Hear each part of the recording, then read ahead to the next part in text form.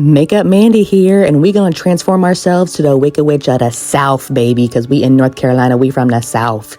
If you use a damp sponge, the Mehron face paint actually looks pretty realistic compared to it being like streaky. Also, if you're gonna do some sort of like depthening color, like contour, I recommend going in with powder, not with the paint again. I actually kind of failed and I was doing the contour with like a darker green paint, but just go in with the powder once you get a base color down. It'll go on way more smooth. So I use dark green as the contour. I'm going in with yellow and putting it on as if I'm doing highlight. And then I'm going to go in again with an actual highlight and go over that yellow.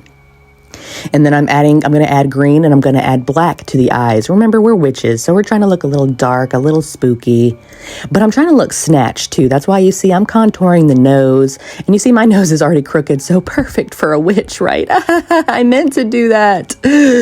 But if you notice that your lines are a little uncrisp, you see I kind of went in with the yellow, just like you would with highlight. You're bringing in the nose lines there. If you don't know how to highlight, look at some of my older videos. I promise you, I show it multiple times.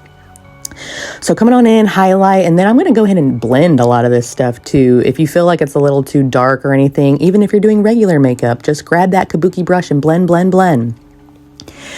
You know, whenever I was doing my eyebrows in this particular part, I was kind of thinking, wow, I really need some wigs. I had wigs recently, but I got rid of them because I was like, wow, I'm never going to use them. But now that I've done this Halloween look and I've been doing these Halloween looks, I think I'm just going to start doing fun makeup. I'm like tired of being boring and stuff. So this is my new niche, pretty much.